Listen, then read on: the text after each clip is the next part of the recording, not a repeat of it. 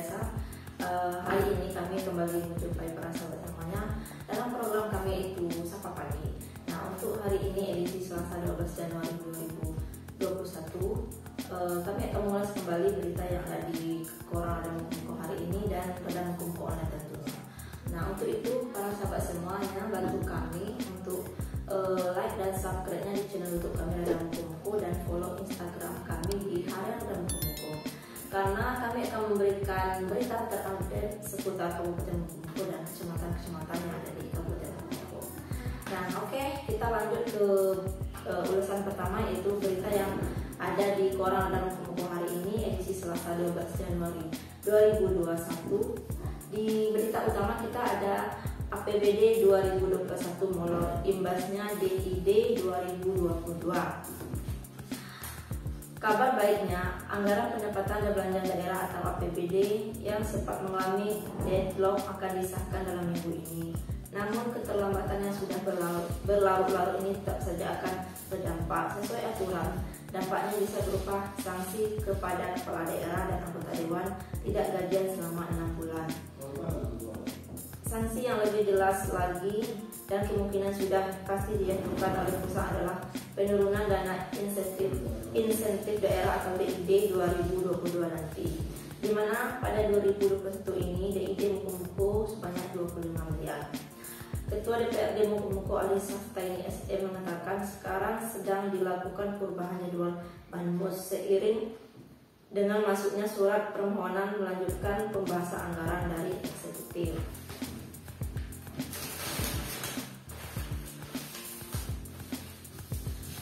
Jika disetujui, maka hari ini APBD 2021 mulai dibahas dan targetnya dalam beberapa hari ini akan disahkan. Karena posisi saat ini hanya perlu penyesuaian dengan berbagai program dan perubahan pendapatan. Sebab pembahasan rinci sudah dilakukan sebelumnya. Setelah dilakukan penjadwalan ulang oleh Banmus, kita langsung masuk pada melanjutkan pembahasan RAPBD. Sebenarnya tidak banyak lagi yang dirombak, kemungkinan hanya menyesuaikan dengan masuknya hutang, gaji, tenaga honor, dan DBH dari provinsi, kata Ali. Terkait dengan dampak dari keterlambatan ini, Ali mengakui sesuai dengan PP nomor 12 tahun 2020, salah satunya sanksi penggajian kepala daerah dan atau anggota dewan. Artinya bisa bupati saja tidak digaji 6 bulan atau dewan saja, juga keduanya. Namun ia optimis ini tidak terjadi karena keterlambatan bukan saja di Mukomuko tapi juga di daerah lain di Indonesia. Bedanya Mukomuko terlambatnya sangat jauh karena ada deadlock dalam pembahasan. Kalau memang pusat menyatakan sanksi itu berlaku, kita harus siap tidak digaji. Yang jelas sesuai dengan aturan ini bisa berlaku pada bupati saja atau anggota dewan saja. Juga bisa kedua pihak tergantung hasil penilaian dari pusat atas penyebab terlambatnya, papar Ali. Nah, karena pembahasan APBD di 2021 terlambat, maka imbasnya DID atau dana insentif daerah tahun 2022 dapat dipastikan akan mengalami penurunan. Dengan adanya imbasnya pembahasan APBD 2021 ini, bisa saja bupati atau anggota dewan yang akan gajinya akan terlambat selama 6 bulan, bisa keduanya baik bupati atau anggota dewan. Ya, semoga saja tidak terjadi hal yang seperti yang sekarang ini. Kita lanjut ke Kecamatan Lubuk Pinang dan sekitarnya. Di Kecamatan Lubuk Pinang, ini di Kecamatan Limokoto, sapi diliarkan rusak tanaman sawit petani. Kecamatan Limokoto, rasa kecewa warga desa Ladang Luas Kecamatan Limokoto tak terbendung. Mengapa tidak? Bibit sawit yang baru saja ditanam menjadi santapan sapi. Terkait hal ini, Camat Kecamatan Limokoto meminta pemilik hewan ternak jenis sapi agar tidak melepas liarkan sapi di wilayah ini. Ia khawatir tanaman rendah warga menjadi korban. Camat Iftikar SPD, ia menjelaskan sebelumnya sapi liar juga merasakan pihak puskesmas sebab kerap kali terlihat di halaman puskesmas kotoran yang berasal dari sapi. Selain itu, tanaman rendah seperti bunga dan bibit sawit juga menjadi sasaran. Saran dari saya, pemilik sapi harus peka akan keluhan antar sesama sebelum terjadi hal-hal yang tidak diinginkan muncul, kata sampai Iftikar. Masih disampaikan Iftikar, ia menyarankan kepada warga yang memiliki sapi agar dipelihara dengan baik. Jika tidak dikandangkan, setidaknya mengikat ternak tersebut saat bepergian, jangan sampai dilepas liarkan sehingga menimbulkan persoalan. Ya, diharapkan para pemilik ternak yang ada di Kecamatan Limokoto dapat mengikat ternaknya agar tidak melepas liarkan ternaknya, karena sudah ada keluhan dari masyarakat bahwa tanaman sawit petani rusak akibat dari sapi yang dilepas oleh para pemiliknya. Oke, kita lanjut ke Ipu Pos. Di Ipu, tepatnya di Kecamatan Pondok Subuh, kita di Radar Hukum hari ini kita ada berita Desa Karya Mulia siap datangkan PADES, sewakan ruko 4 pintu. Kecamatan Pondok Subuh, pada tahun anggaran 2020, pemerintah Desa Karya Mulia Kecamatan Pondok Subuh membangun ruko 4 pintu. Ruko tersebut sudah siap disewakan untuk ditempati oleh para pedagang. Berdasarkan hasil musyawarah desa, untuk satu pintu ditetapkan 10 juta rupiah bagi warga Desa Karya Mulia. Sementara masyarakat luar desa ditetapkan 12 juta satu pintu selama 1 tahun. Selain ruko 4 pintu, tahun ini pemerintah desa juga berencana akan membangun ruko 3 pintu. Hal ini disampaikan PT Kades Karya Mulia Baharudin SE. Pembangunannya sudah selesai, tinggal ditempati. Untuk mendatangkan PADES desa, maka ruko 4 pintu ini disewakan untuk pedagang yang mau menempatinya. Jelas Baharudin. Disampaikannya juga, sebelum ruko yang baru ini dibangun, pemerintah desa sudah memiliki ruko 2 pintu. Dari ruko 2 pintu tersebut, pemerintah desa telah mendapatkan PADES untuk meningkatkan perekonomian masyarakat. Hasil sewanya telah masuk PADES sejak beberapa tahun lalu, tuturnya. Sementara itu, Camat Pondok Subuh Abdul Hadi Esos membenarkan Desa Karya Mulia sudah menghasilkan PADES atau pengelolaan desa. Nominal PADES yang didapat Desa Karya Mulia pada tahun 2020 sekitar 47 juta. Tertuang dalam APBD tahun anggaran 2020. Diproyeksikan pada tahun anggaran 2021 atas pengelolaan aset desa tersebut bisa mendapatkan PADES sebesar 70 juta.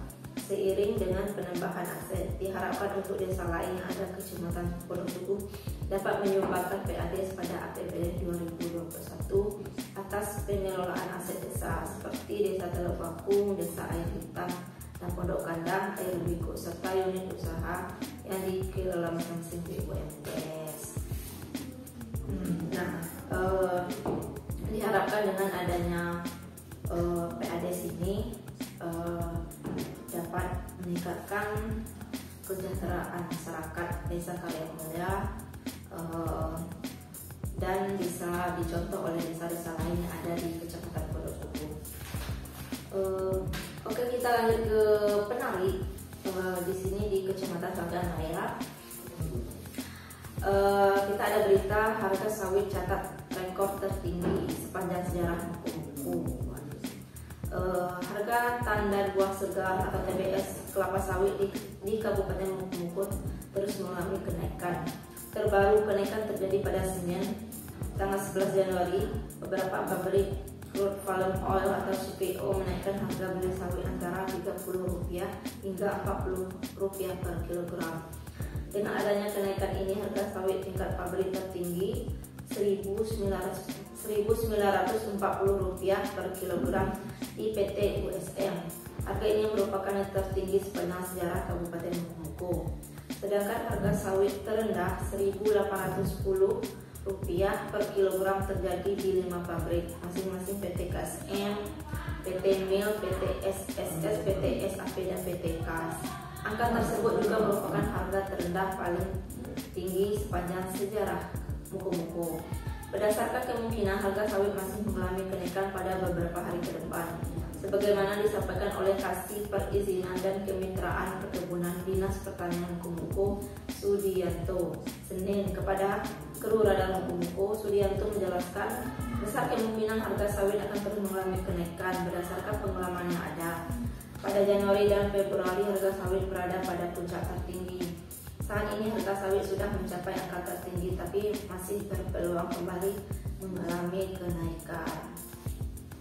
Ini merupakan kabar gembira bagi para petani sawit dengan adanya kenaikan harga yang sangat signifikan ini. Petani sawit diuntungkan. Ini merupakan harga tertinggi, mencetak sejarah harga sawit tertinggi selama sepanjang sejarah Kabupaten Mukomuko. Oke, kita lanjut ke Metropolis. Di sini kita ada berita gunakan BTT 1,1 miliar untuk pencegahan COVID. Untuk pencegahan penyebaran dan penularan COVID-19 di Kabupaten Mukomuko, pemerintah daerah akan menggunakan biaya tak terduga atau BTT, di mana BTT sekitar 1,1 miliar ini nantinya akan digunakan oleh Satgas Penanganan COVID-19 Kabupaten Mukomuko. Hal ini disampaikan oleh juru bicara Satgas Penanganan COVID-19 Kabupaten Mukomuko, Gustam Kustomo SKM. Satgas Penanganan COVID-19 daerah bisa menggunakan biaya tak terduga karena data itu untuk penanggulangan bencana, sedangkan COVID termasuk bencana non-alam, jelas Gustam. Selanjutnya, biaya tak terduga ini juga untuk membiayai kerjasama dengan Unan Padang. Pasalnya, sampel tes usap yang dikirim ke Unan Padang bisa memberikan hasil tes usap secara cepat, sehingga Satgas COVID Kabupaten bisa melakukan tindakan cepat jika ada hasil tes usap yang dinyatakan positif. Dengan tujuan agar segera memutuskan rantai penyebaran virus di daerah ini. Ia juga menyampaikan selama ini hasil tes usap dari daerah yang dikirim ke laboratorium di provinsi terlalu lama menunggu hasilnya. Untuk mengetahui hasilnya, Satgas harus menunggu selama 14 hari, sehingga daerah ini tidak bisa cepat untuk melakukan penelusuran riwayat kontak pasien COVID, sehingga dapat membahayakan masyarakat di daerah ini, terutama bagi mereka yang sudah kontak erat dengan pasien COVID tanpa gejala itu booster. Ini merupakan kabar gembira juga karena pemerintah sudah mengucurkan dana BTT sebesar 1,1 miliar untuk pencegahan COVID. Diharapkan dengan adanya dana yang begitu besar ini dapat mempermudah para pasien yang terjangkit virus corona ini untuk dapat mengetahui dan melanjutkan. Dengan adanya dana ini mempermudah atau mempercepat proses penanganan COVID-19 yang ada di Kabupaten Mukomuko. Oke, kita lanjut ke pemberitaan yang ada di Radar Mukomuko Online. Kemarin kita mengulas kembali berita pada tanggal 11 Januari kemarin 2021. Ini ada pesan Sapuan coret usulan Bomnas baru Bupati terpilih. Pembahasan RAPBD 2021 berlanjut.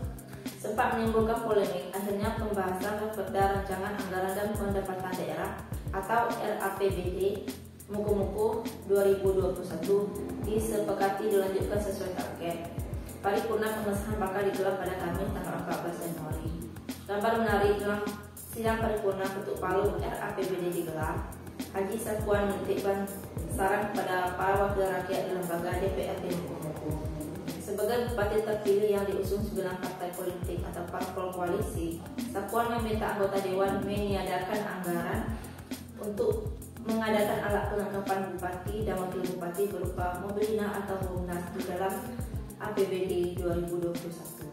Anggaran pengadaan Bomnas baru yang telah dituangkan dan diusulkan dalam RAPBD 2021 disarankan dialihkan untuk peruntukan lain yang notabene-nya untuk kepentingan rakyat.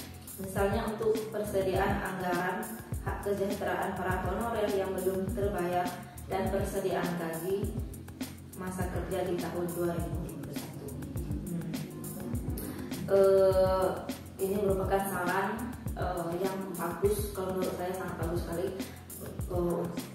yang disampaikan oleh calon bupati terpilih yaitu Bapak Sapuan. Dia mengusulkan untuk tidak mengadakan munas di tahun ini.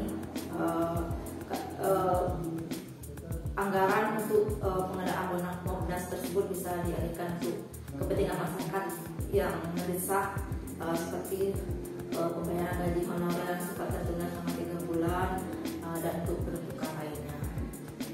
Oke, kita lanjut ke pemberitaan yang viral dalam buku online edisi kemarin, tanggal 11 Januari 2021. Sampah menumpuk, Kapolres Mukomuko turun tangan. Tumpukan sampah yang berada di samping rumah dinas atau rumbin Bupati Mukomuko diduga tidak dikelola dengan baik oleh Dinas Lingkungan Hidup Kabupaten Mukomuko. Sebagai leading sektor koordinir kebersihan lingkungan, terutama tentang sampah, pada Senin 11 Januari 2021 sekitar pukul 8, Unit Jajaran Polres Mukomuko yang dikomandoi langsung oleh Kapolres Mukomuko AKBP Andi Arisandi SIK SHMH terjun langsung membersihkan tumpukan sampah tersebut. Apalagi keberadaan sampah yang berada di lokasi dekat perkantoran menimbulkan pemandangan yang tak sedap dan bau tak sedap. Ditambah musim hujan, dikhawatirkan sampah akan terbawa arus dan tercecer di mana-mana sehingga menimbulkan penyumbatan saluran pembuangan. Disampaikan Kapolres Mukomuko AKBP Andi Arisandi SIK SHMH bahwa ia sengaja mengarahkan personel gabungan dari Lantas, Reskrim, Sabara, Narkoba, dan jajaran Polsek Mukomuko Utara untuk membersihkan sampah. Sampah tersebut juga diangkut dengan menggunakan mobil patroli Satlantas dan Turbek Crime Reskrim. Ia berharap setelah dilakukan pembersihan masyarakat tidak lagi sembarangan membuang sampah. Ini patut ditiru oleh kita semua. Sekelas Kapolres saja mau turun tangan langsung untuk membersihkan sampah yang berada di kawasan rumah dinas bupati. Diharapkan pada warga sekitar yang berada di dekat pemukiman yang berada di dekat rumah dinas bupati agar tidak membuang sampah sembarangan, karena apalagi sekarang ini kita mengalami musim penghujan. Nanti diharapkan tidak ada penyumbatan. Semoga masyarakat sekitar yang dekat rumah dinas bupati tidak membuang sampah sembarangan. Kita lanjut ke pemberitaan hari ini. 12 Januari 2021 di Radar Mukomuko Online, belenggu RAPBD 2 Mukomuko 2021 kembali dibuka. Musra eksekutif dan legislatif sepakat dilanjutkan. Belenggu produk hukum daerah berupa Raperda tentang APBD Kabupaten Mukomuko 2021 yang sempat terkunci kembali terbuka. Kabar teranyar, eksekutif dan legislatif bersedia melanjutkan pembahasan dan diagendakan masa sidang 1 tahun 2021. Menyelesaikan produk hukum daerah ini, anggota DPRD dan tim anggaran pemerintah daerah atau TAPD mesti kerja ekstra. Informasi terhimpun tempo terakhir pengesahan Raperda APBD menjadi perda pada 5 Februari mendatang. Ketua Badan Pembentukan Peraturan Daerah atau Bapemperda DPRD Mukomuko, Busra, menyebutkan belenggu pembahasan Raperda APBD 2021 kembali dibuka setelah eksekutif melayangkan surat ke lembaga dewan. Surat eksekutif yang disampaikan pada Jumat tanggal 8 Januari meminta kesediaan anggota dewan melanjutkan pembahasan Raperda APBD. Berdasarkan surat eksekutif, kami di dewan telah melakukan pembahasan di tingkat Banmus. Hasilnya disetujui pembahasan RAPBD dilanjutkan. Pembahasan harus sistem target sesuai hitungan kita. Berdasarkan PP nomor 12 tahun 2019 pada 5 Februari mendatang, Raperda APBD sudah disahkan menjadi perda. Namun hasil koordinasi dengan kawan-kawan di dewan, target dan harapan pada Kamis 14 Januari ini Raperda tersebut sudah disahkan menjadi perda. Ungkap Busra. Diharapkan dengan ini masalah keterlambatan disahkannya RAPBD tahun 2021. Sekarang sudah ada titik temunya antara eksekutif dan legislatif untuk menyelesaikan masalah tersebut. Oke, para sahabat, terima kasih. Itulah tadi ulasan berita yang ada di koran Radar Mukomuko hari ini dan di Radar Mukomuko Online. saksikan kami di program yang sama setiap hari. Dan jangan lupa bagi para sahabat semuanya bantu kami untuk like dan subscribe-nya di channel YouTube kami Radar Muku-Muku, dan follow Instagram kami di Harian Muku-Muku. Bagi teman-teman atau sahabat yang belum menyaksikan acara kami, bisa langsung baca koran Radar Muku-Muku hari ini edisi Selasa 12 Januari 2021, dan akses website kami di www.harianmuku.com, karena kami akan selalu menyajikan berita yang terupdate untuk para sahabat semuanya sekitar Kabupaten Muku-Muku dan kecamatan yang ada di Kabupaten Muku-Muku. Sekian dari saya, terima kasih. Wassalamualaikum warahmatullahi wabarakatuh.